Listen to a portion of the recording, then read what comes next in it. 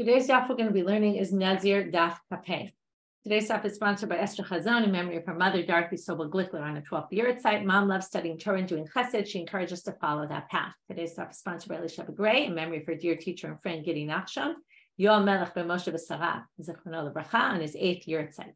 Gidi's family made Aliyah from Prague. He had a deep love for Israel and for Jewish texts and traditions. He was a wonderful teacher and caring friend. I have no doubt he would be pleased to see that I found my way to Hadran. I'm learning daf Yomi and I'm still in the hands of an excellent teacher.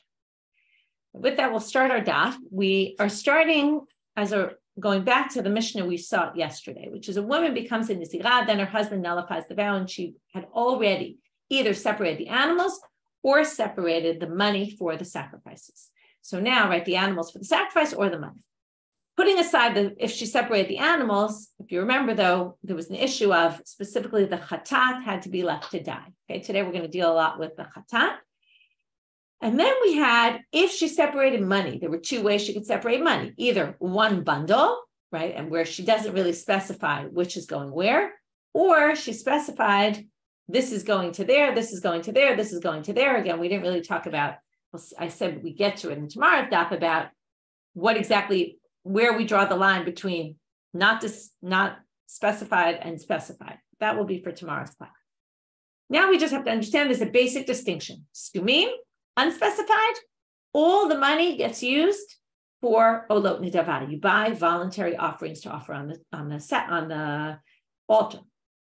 But if you already designated it, then the money for the chatat has to go to Yam HaMelech. If you haven't yet read Shuli Mishkan's article that went up about the Dead Sea, you can read up about that and why they went to the Dead Sea, etc.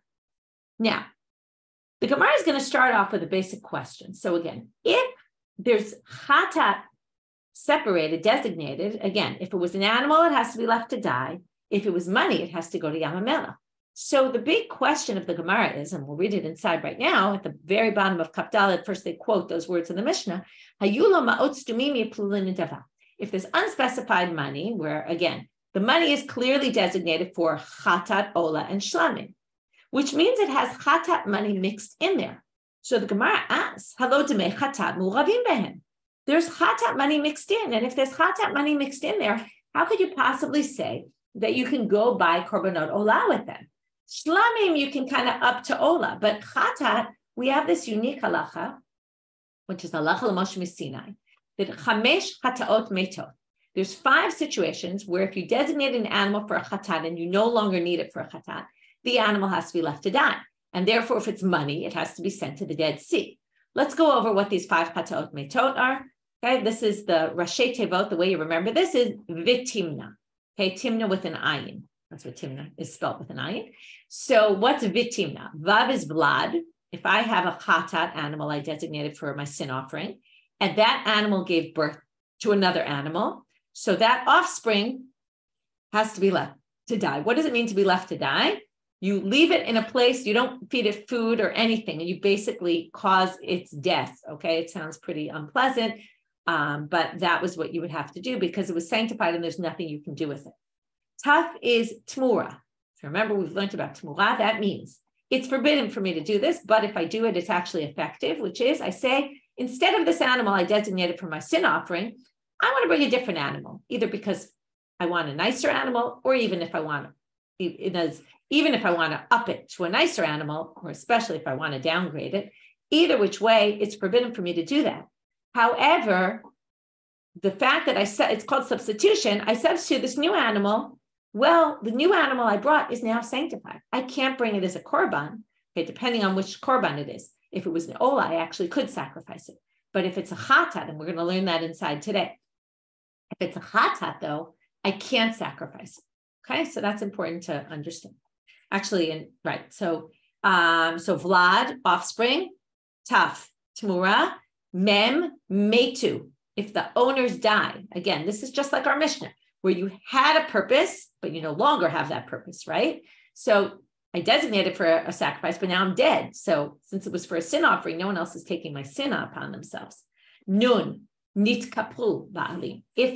This we talked about many times, I designated the animal or the money and then I lost it. And then I used other money or I bought a different animal. And then I found the original money or animal. So again, if it was an animal, that animal would be left to die. If it was money, it would be left to rot in the Dead Sea.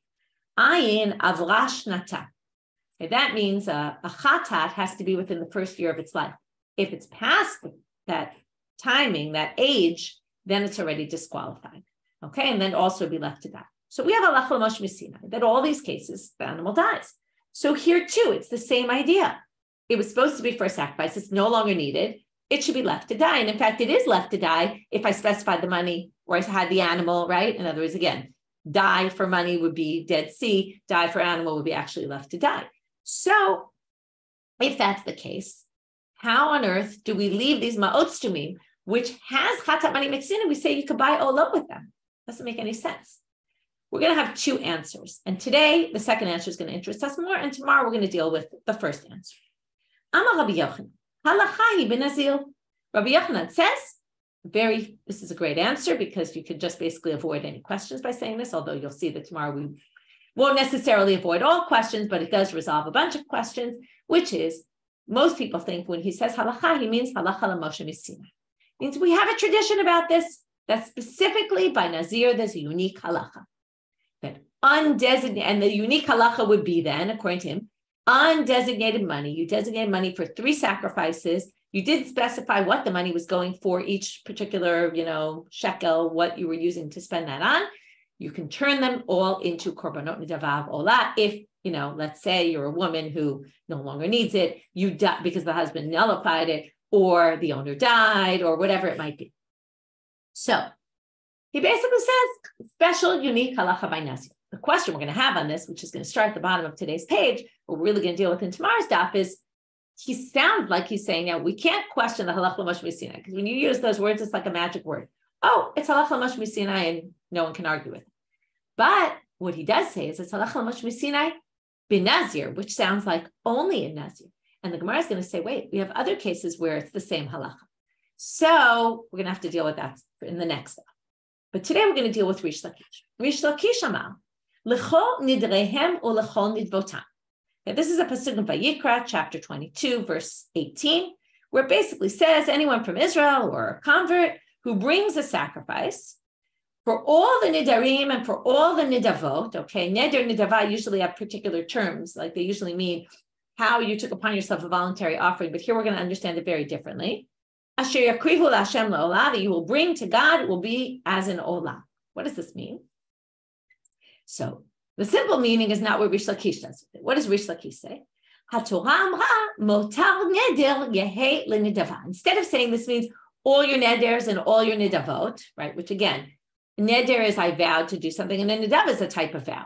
But nidavah also means voluntary offerings. So what the Gemara understood, what Reish Lakish understands here is l'chol nidrehem, everything you put aside for your neder, and let's say didn't use. Okay, normally the case of motar is where, not like our case, it's where I set aside, let's say $100 to buy the animal for my neder. I took a vow and now I have to bring sacrifices. I have extra money left over because when I went to the store, there was a sale on animals and it only cost $80. So I have $20 left. What do I do with those $20? L'chol nidrehem, whatever's left from your neder, u'l'chol nidvotam asher yakrivu la'Hashem la'olah. They go to a voluntary offering of an olah, burnt offering. So Reish Lakish says that's what this pasuk is telling you. Anytime you set aside money that wasn't used for the purpose you meant to use it for, from a neder, which is exactly our case, she vowed to be a nazirah and then didn't need the money anymore because her husband nullified it. What happens with that money? It's like motar. It's extra money left over, right? It's a little different because again, left over there was you had a little extra. Here, the whole money became left over, but it's the same idea, becomes l'nidavah. So he learns it from that pasuk. Okay, fine. We have one who says halacha l'moshe misinai, one who says we learn it from a pasuk. As I told you, the structure of today's daf is going to be a question on Reish Lakish. They'll explain why it's not really a question on Rabbi Yochanan. Then, after the question on Reish Lakish, to answer it, we're going to bring a braita of Rabbi Yishmael. But there, Rabbi Yishmael actually disagrees with Rabbi Akiva about one point. We're going to bring Rabbi Akiva also. Then, we're going to have our answer. But the Gemara is then going to dissect the braita and say, what does this line mean? And question. And what about this line? And what about this line? And what about this line? And that's going to be we're going to have, I think it's 3 or 4 questions. We'll see as we go in. I think it's 3 questions, maybe 4 on the braita itself. And that's going to be the end of today's time. Okay, then we'll just start the next question on Rabbi Yochanan, which I already told you, but that will be just the very, very end. Okay, so now they have a question on Reish Lakish, and it's in a bishlama structure. The bishlama structure means we're going to go back to something that we said before. One thing makes sense because blah, blah, blah. Something else doesn't make sense because of blah, blah, blah. And then they're going to explain how it makes sense. That's usually the bishlama structure. So bishlama Rabbi Yochanan. Rabbi Yochanan makes a lot of sense. Dama halacha ben Nazir. We don't yet know from what perspective they're saying it makes sense. They're going to explain. Why does it make sense? As I said, halacha l'mosh Sinai are magic words. Why are they magic words? Because they can, when you say, it's like basically saying, it's a huge exception to the rule. We don't really understand it. It's just a tradition that we have. Once you do that, you can explain why something would be only in one case and not another. Oh, well, that's just the halacha l'mosh Sinai. It doesn't really explain it, but it says that we can't really question it. So what they're dealing with right now is the fact that there's this distinction in the Mishnah between if the money was specified or the money wasn't specified. Again, either I put aside a wad of bills and I said this money or coins, said this money is going to my sacrifices for Nazir. In that case, if I'm no longer in Nazirah, then I can use all that money and buy voluntary offerings that are burnt offerings. If I go on track 2 and I put aside these coins for the Ola, these coins for the Chatat, these coins for the Shlamim, then the Chatat money is stuck, right? I can't do anything with it. I have to throw it in the Dead Sea. So according to Rabbi Yochanan, I understand that distinction. Now, in the end, it still has Chatat money mixed in the Ma'otz Tumim. So why would I distinguish whether I specified the money or I didn't specify the money? It doesn't really make so much sense. Because in the end, there's Chatat money there. If there's Chatat money there, you should send the whole thing to the Dead Sea. So according to Rabbi Yochanan, it's very simple. We just say it's a tradition that we have, some oral tradition. Again, what's halacha l'mosh Sinai? It's something that's, when the rabbis want to say we have a very strong tradition about this, but it doesn't say so in the Torah, right? Then it's a halacha l'mosh Sinai. It's kind of in between rabbinic and Torah law. We're always saying this is Torah law, this is rabbinic law. Halacha l'mosh Sinai is kind of in the middle. And what it literally means is it was passed down to Moshe at Sinai, right? Whether it means this, we know that Moshe heard this at Sinai, or it just means it was a really old tradition, it's really one and the same. So basically, we say that's the tradition. The tradition is we distinguish between these cases, and you can't really question tradition. But Reish Lakish, who learns it from L'chol Nidrehem, L'chol Nidvotam, from that pasuk, notice it says any neder, basically. So it should be anything left from any vow should turn into nedava, whether it's Chatat, Ola, Shlamim, whether it was designated, whether it wasn't designated. If you're really learning it from that verse, we can't come up with any reason, right? It should even apply to specified funds, right? Why would you distinguish? This pasuk basically says any extra neder money turns into nidava, and you bring it as an ola.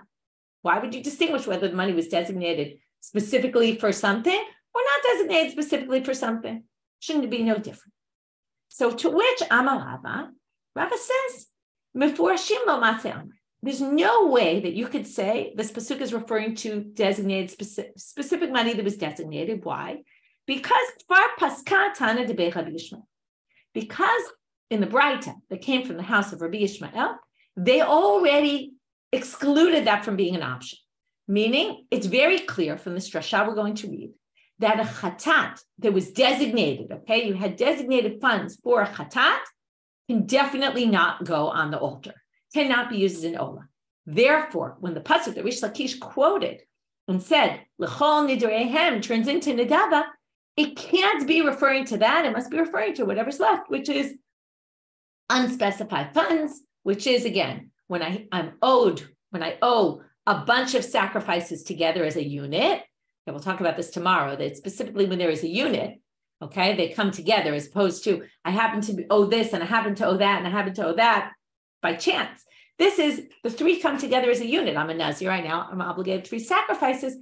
If I put aside one pile of coins, then I can basically turn all that money, if I no longer need it, into nidava, okay, and then bring it as sacrifices.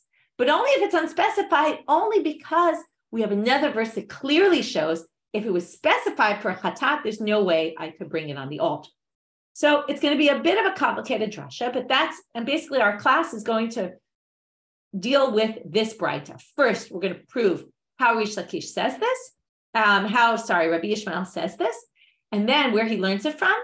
Then, as I said, we're going to see Rabbi Akiva's approach, where he differs on one little point, and then we're going to dissect different lines in the braita and say, what are you talking about? This doesn't make sense, etc. So here's the braita. First, it quotes two psukim. I'm going to read the psukim first inside.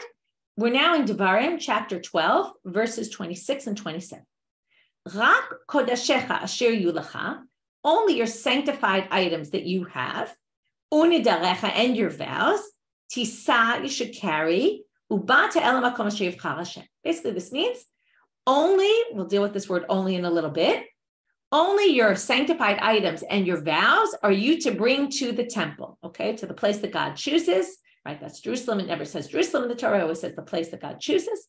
Va'asita olotecha habasar v'hadam, and you'll bring them as korbanot olah, as burnt offerings, the meat and the blood. Al mizbach Hashem elokecha, both those will be brought onto the altar, right? Because the blood gets sprinkled, the meat gets burned. V'dam zvachecha yishafecha mizbach Hashem elokecha v'basar tochel. And the blood of your, now here it switches to shlamim, and the blood of your zvachim, which are korbanot shlamim, will be spilled on the altar, and the meat will be eaten. So we have, there's olot, there's shlamim in this pasuk, okay? Now, Gemara, the braita says, Rak kodashecha asher yulecha unidarecha. Now, the issue here is what? We know that in Sefer Devarim, often they repeat things that are said in previous books. However, Gemara says here, this is a really unnecessary pasuk to repeat.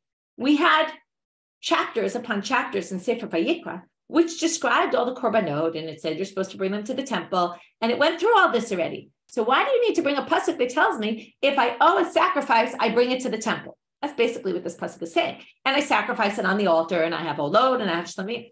Seems very ridiculous. To which they say, it must be talking about bivladei kodashim ubetmuratam katuv medaber. It must be talking about if I had an animal that I designated for a sacrifice, and it gave birth to another animal while it was already sanctified. Or I did a substitution, which I'm not allowed to, but if I did, both the vlad and the tmura are sanctified. What do I do with them? So according to this, I sacrifice them on the mizbeach. Mata kanatan tisau vata lemakom shevchar Hashem. So again, let's just go through the verse in order. It's talking about kodashim and nidarim, which means offspring and tmuras, substitutions. Okay, they say that kodesh is substitutions because the Rosh says this. He says, elu kodashim, rak kodashecha, elu ha-tmurot. He says, the rak kodashecha, the kodashim are the tmurot, because the pasuk by tmura says, hu tmurato yeh kadosh, it will be sanctified. So the word sanctity appears there. And the vladot is asher yihiyu lecha, because what is yihiyu lecha? Will be born. Okay, so there's a reference in this pasuk to both. Then it says, what's mata kanatan? So what do you do with them? Next, right? The continuation of the pasuk. Tisau vata l'makom shevchar Hashem. Bring them to the temple. Now, without the second pasuk, okay, before it says bring it to the temple, and then what does it say in the next pasuk? Sacrifice them on the altar. If you didn't have that pasuk, you might have thought. Now, why would you have thought this? Because the chatat's like this. You might have thought if your animal who you sanctified has offspring, or you did a tmura, which was forbidden to do, you might have thought that the next, right, the one that you substituted, which became the substitution itself, the one you brought in its place, which doesn't work, you would think that maybe bring them to the temple, but don't sacrifice them because you have to leave them to die. Don't give them food, don't give them water, leave them to die. Talmud lomar, that's why you need the second pasuk. Vasita olotecha basar v'adam. We haven't gotten yet to the chatan, okay? But right now it says, right, we haven't gotten it all to our point yet. So clearly from the second pasuk, it's obvious you bring them as sacrifices. So again, if you have offspring of an ola or a shlamim, and if you have, right, we don't yet know it's ola and shlamim, we're going to get there in a minute. But again, we assume it's ola and shlamim because it says ola, and then it says zvachecha, which is usually shlamim. So vasita lotecha basar v'adam lomar lecha kederech shata noheg ba'ola nohog b'tmurata. So from there, asita lotecha basar v'adam, you learn whatever you do for an ola, do with its substitution. Whatever you did with the shlamim, you bring it on the altar and then you eat the meat. That's what you should do with the vlad of a shlamim. Notice it says the tmura by the ola and the vlad of the shlamim, because an ola is always a male, so there is no offspring. So it specifically mentions the offspring by the shlamim and the tmura by the ola, but obviously it would be a tmura of a shlamim as well. Okay, it's just that they chose one and one, so they matched it up where it would be relevant, at least the vlad part. So far, what we've learned from this verse is if you have an ola and you have a shlamim and it had offspring, or you substitute a different animal in its stead, the original one is still the one you're supposed to bring, so you bring that normally.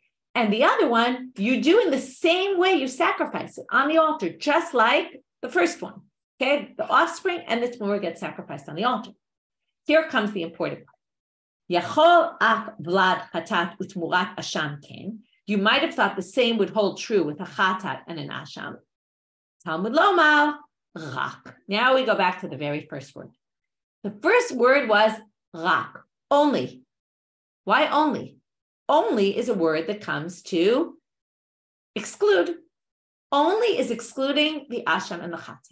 So now, what do you have here? Very simply, if you have a chatat and an asham that can't be brought on the altar because they're a substitution, or they're or let's put it not they can't be brought. We're going to learn that they can't be brought. But if you have a chatat or an asham that in this case was a vlad, was an offspring of, or was a tmura, substitution, or for all intents and purposes, our case, where you had money designated for a chatat and then you didn't need it anymore, right? Here it's talking about animals, but it could be money, anything.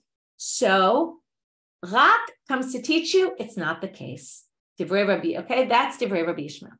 So from here we learn that money that was specified for a chatat cannot be brought as a sacrifice on the altar. Again, it's talking about a vlad and a tmura, but the assumption is that since they know these 5 chataot metot that we talked about, they're all grouped together and it would be the same for anything extra, okay? Like something that was designated for chatat but can't be used for a chatat.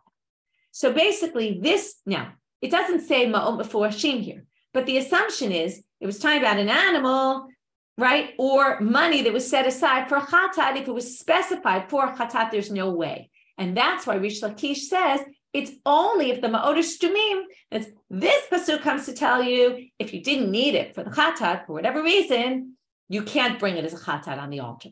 That's what this pasuk is telling you. So then when we have a pasuk which says any neder, which would include anything, including a chatat, can be brought as a nedava, it must mean if you hadn't specified the money. Okay, it's not clear. It's not like that's what the title of that section. But the assumption is if this is excluded, so that one must be including the other case. And that's how we answer his question. But since we're already in this braita, we're going to finish the braita up, and then we're going to go ask all our questions on the braita. Rabbi Akiva Omer Einot Tzarich. You don't need the pasuk to teach you about the asham. Rak comes to exclude chatat. Asham, we already know from a different pasuk. Harei Omer, in Sefer Vayikra, when it talks about the korban asham, it says asham hu. Now the word hu is extra. Okay, it says the Kohen burns them on the altar. Yishel Hashem, it goes up for God. Asham hu, it's an asham. Why didn't you tell me it's an asham? Of course it's an asham. We were just talking about an asham. Shamhu comes to teach you bahavayato yehe. The only way you can sacrifice an asham on the altar is if it's the legit original asham that you need for your sacrifice. If it's anything else, like you no longer need it anymore, like it's a tmura, like it's a vlad, it's an offspring. Well, there is no offspring of asham because asham is also only male. But if there was some kind of case, like a tmura, for example, a substitution, there's no way, right? You would bring it, but that's learned from asham hu. You don't need to learn rak. Rak is for the chatat, but asham hu comes to teach you the asham. So now we're going to start with our questions on the braita. So again, very simply what we did until now, because it was a little bit long-winded, we started with, if the money for the chatat is mixed in there, who cares whether it was designated or not? It should be a problem. To which we had 2 answers. Rabbi Yochanan says it's not a problem because we have a tradition about this. Reish Lakish said we learn it from this pasuk l'chol nidrehem, l'chol nidbotam. It means any neder can become a nidava, basically. And that is talking about the ma'od stumim, to which the Gemara said, why would that only talk about ma'od stumim? It seems to imply any neder can turn into a nedava, even if you specified that it was for a sin offering, to which they brought Rabbi Yishmael, who said, because of this word rak in that pasuk, comes to teach you sin offerings that can't be used as sin offerings cannot be offered on the altar. Only burnt offerings and peace offerings can be offered on the altar. And by the way, the logic of that is very obvious, which we've discussed many times, which is you can bring voluntary burnt offerings and voluntary peace offerings, right? Shlamim and ola. You can bring it on the altar anytime you want. You can't volunteer to bring a sin offering or a guilt offering because there's no such thing, right? I can't, unless you volunteer to do a sin, right? And be obligated in it, but it only comes from obligation. There is no track for voluntary one. So it also makes sense that if you're not obligated in it, because, right, it's the offspring of the animal, or it's a tamura, or any kind of thing that's can't be brought as a voluntary offering, can't be brought at all, okay? The only time you can do it is this one exception to the rule of the ma'ot stumim, which again, according to Reish Lakish, he learns out from the drasha, l'chol nidrehem l'chol nidbotam. That any neder can become a nedava. Well, that will include even a chatat in the case where you had unspecified funds that included chatat, but also included other things as well that could be brought voluntarily, and then you can switch it into a voluntary offer. Okay, so now we're going to deal with a few of the lines in the braita, and that's going to be our katani. It introduces it as it says in the braita. Usually in most Gemaras, it'll say amar mar. Okay, so-and-so said, which is quoting the pasuk. Again, this shows a little bit of use of language. Katani is used a lot in Gemaras, but a little bit differently than this. Usually it just means it says in the braita or the kortani, but usually they don't use it in this way, which is now we're going back to sections of the braita that we said. Sometimes they use the word gufa. Right, we're going to go in depth and go into this. But usually the word would be amar mar. Okay, we said this, we said this, we said this. Let's deal with it. In the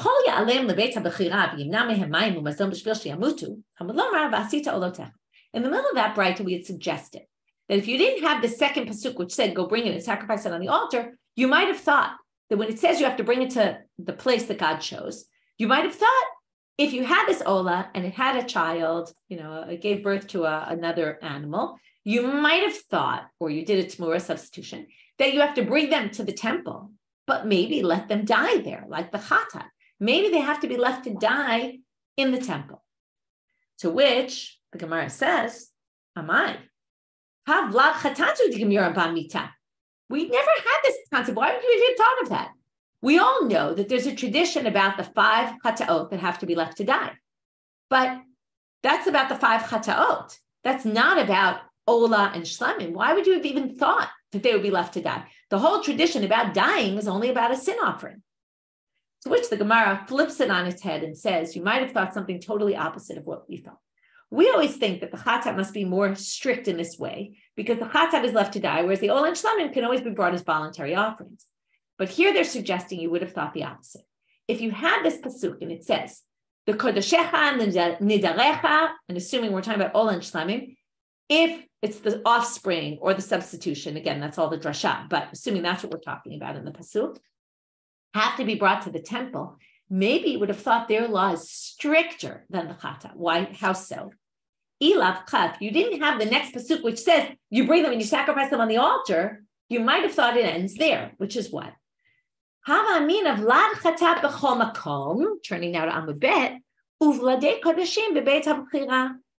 Maybe you would have thought that the vlad chatata has to be left to die, but can be left to die anywhere.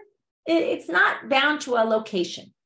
Whereas the vlad of the kodeshim has to be brought to die specifically in the temple. You have to bring it to the temple. That might have been what you would have thought. Because the pasuk says again, assuming rak excludes the chatat and the asham. And then the pasuk is saying, if you have the vlad or the tamura of an ola and a shlamim, bring it to the temple. Bring it to the temple and let it die. That's why you need the second pasuk. Now, again, the Gemara says, why would you even think they would be left to die? So they'd say, well, and then what's the unique halacha by chatat? Everyone knows, chatat meta. So now they're going to say the unique halacha by chatat is actually a lenient halacha. Again, this is all just what you might have thought. It's obviously not the truth. In the end, the next pasuk comes to tell you the ola and the shlamim gets sacrificed in the temple. But without that second verse, you might have thought that you have to bring them to the temple and leave them there to die. Whereas the chatat can die anywhere. It doesn't have to be bound to any particular location. So again, kamash malan delo, well, therefore the next pasuk comes to teach you, no, you have to bring the ola and the shlamim on the altar, don't leave them to die. Okay, so this was all to figure out why we would even thought that. Why would you even have raised that as a possibility? Next question, question number 2. Hatane yachol af ladu tmura al sham ken. Talmud lomar rak. So now they say, you might, again, we're dealing with this pasuk, first, this line in the braita. First they quote the line in the braita, then we'll see the question. Then the Gemara, the braita had said, you might have thought even a vlad chatat and tmurat Hashem would be sacrificed, like the ola and the shlamim. That's why you need the word rak to exclude it. To which the Gemara asks, wait a minute, and this is really a basic question of this whole drasha. Lama likha? Why do you need a pasuk for this? We already know halacha l'moshe misinai. There's 5 chataot meitot. Why does Rabbi Yishmael need to learn this out from a pasuk? It's a clear tradition, halacha l'moshe misinai. Normally, when you have halacha l'moshe misinai, it's not connected to a verse at all.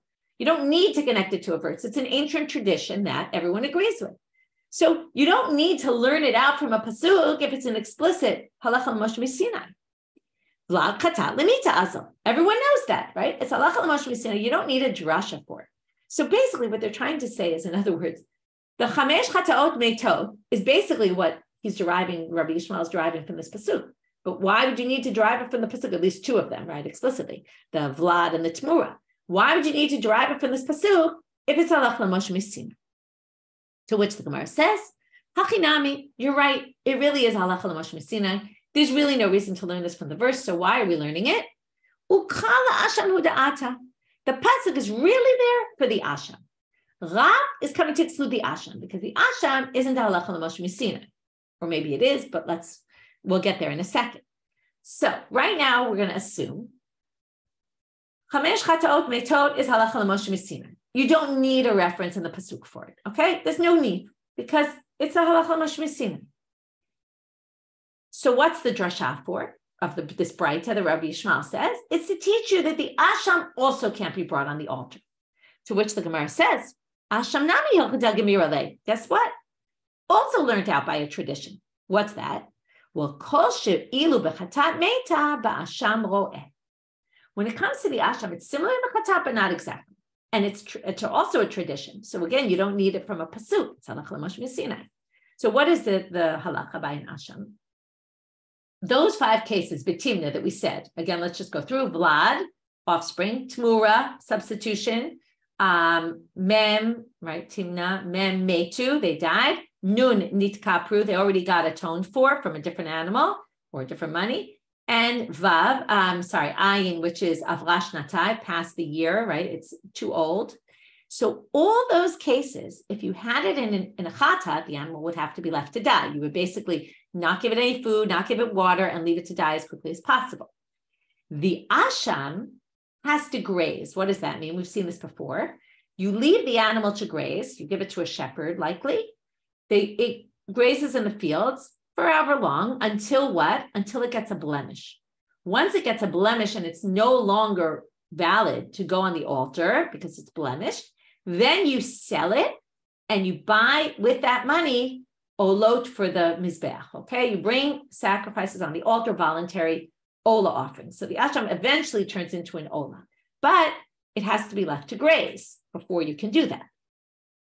So obviously the asham itself, that animal itself, can't be brought on the altar. So we don't need a pasuk to tell you that an asham that went wrong, something happened, or the vlad or something. Well, there is no vlad of an asham, but because it's again male. But a tmura or any of those cases, or you designated it for something that you no longer need because you already got atonement for, all of those, you don't need a pasuk to tell me, rak, right? Only the ola and the shlamim go on the altar, but the asham doesn't, because we already know that it doesn't go on the altar. So we're stuck again in question 2, which is, you don't need it for the chatat, we already have a tradition. You don't need it for the asham, we already have a tradition. So what on earth is this drasha coming to teach you? So now they say, the reason it's there is, if you had only learned it halacha l'moshe misinai, hava amina, you would have thought hilchata. It's a halacha, okay, you're supposed to keep it, but what if I don't? What if I don't keep it? What if I sacrifice it on the altar anyway? If it's just halacha l'moshe misinai, then you would say You're not going to be held responsible for it because you didn't do anything wrong. I mean, you did something wrong, but it's a halacha l'moshe misina. You just didn't keep this halacha l'moshe misina. The reason why Rabbi Yishmael connected it to the pasuk was to show that the pasuk is teaching you that if you go against this law and you sacrifice it on the altar, not only did you not keep the halacha l'moshe misina, but you also didn't keep this mitzvah aseh from the Torah, and that is what we call alav haba michlal aseh. This is a negative. It's basically saying, don't do this. You learn don't from what you're supposed to do, right? If you say, do this, what's do this? Do this is bring your ola and your shlamim, and we can infer from that, right? From the rak, don't bring your asham and chata. Now, there's no words low in that pasuk, but from what you can do, and from the rock saying what you can't do, the only is coming to exclude. From there, you can learn that there's actually, you went against a negative commandment that's inferred from a positive commandment. Usually you don't get lashes on that, but it is, you did transgress a Torah law. So that's the reason why we have this drasha in addition to the halacha l'moshe misina. Okay, that explains Rabbi Yishmael. So we had two questions so far on, and both were on Rabbi Yishmael. Now we're going to get to the third question on Rabbi Akiva. Okay, and that's where we're going to end.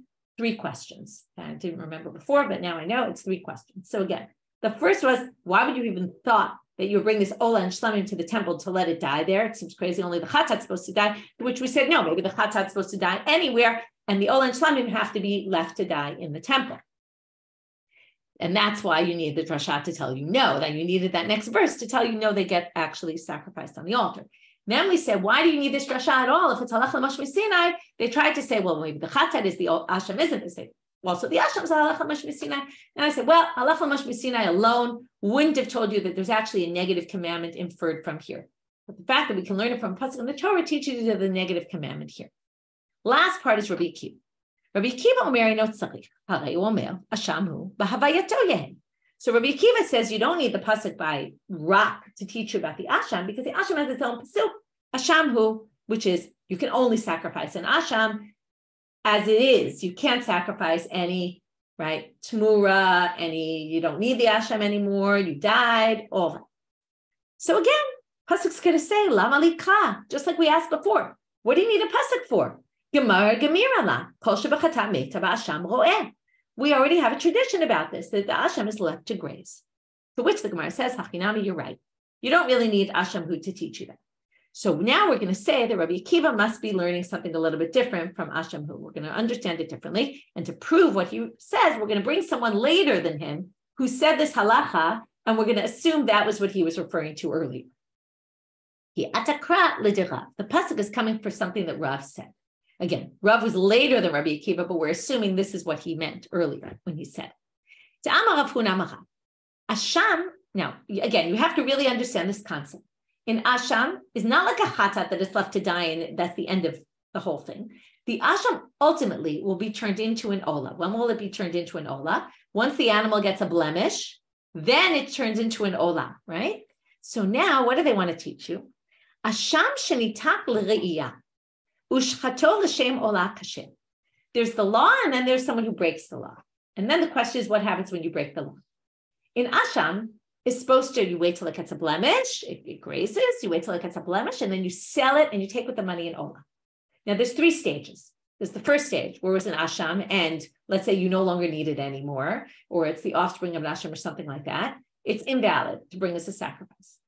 Then, the rabbis rule, now here's a debate what it means nitak l're'iyah. Some people say it's where the rabbis rule that this asham needs to be left to graze. Now, as soon as you say that, what happens?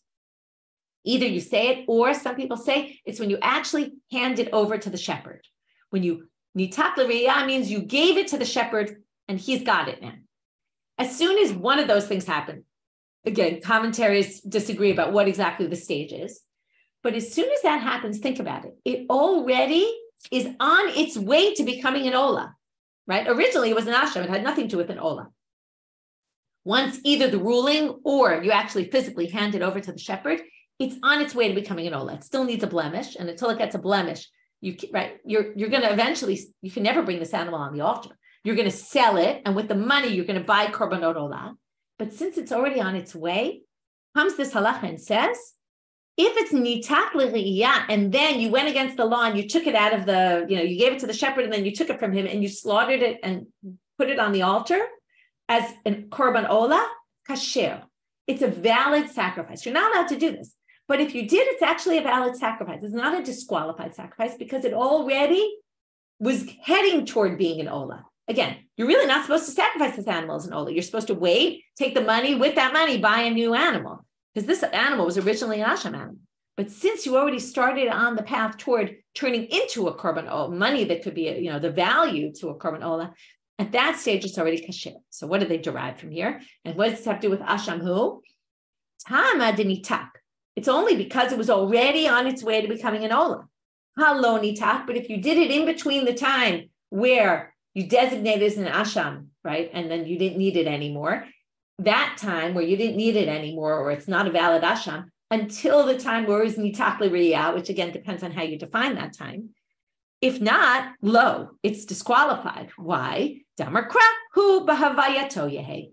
In asham, when it's an asham only, can't be brought on that altar, right? As an olah, for example, you can't bring voluntary ashams, right? Again, this is a case. Let's just take a classic case.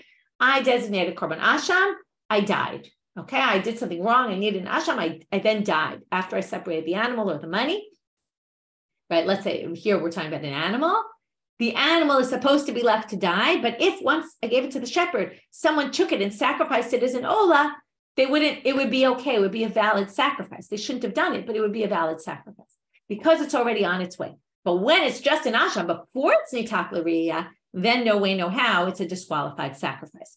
What would be the relevance? Well, here it says you slaughtered it for the purpose of olah. If you slaughtered it in a time when it was okay, then you can go ahead and finish the process.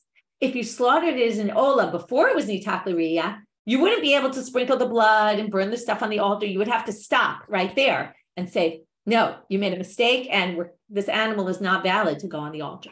So that's what asham hu teaches you. Only an asham can go on the altar. When it's an asham, though, when it switches and it's already heading toward olah, you would put it on the altar, it wouldn't be so bad. Okay? So that was just a side question of Rabbi Akiva, and then we readjusted because, again, it's the same type of question. You don't need a drasha for what Rabbi Akiva said. We already learned it from halacha l'moshe misinai. I must be coming to teach this other halacha. So just to summarize today, and then I'll read the very last line, even though it's really for tomorrow's daf. We started with this ma'ot stumim, yiplulin nedava. We saw Rabbi Akiva, Rabbi Yochanan Reish Lakish, about the two options. Either it's halacha l'moshe misinai, that the stumim go to nedava.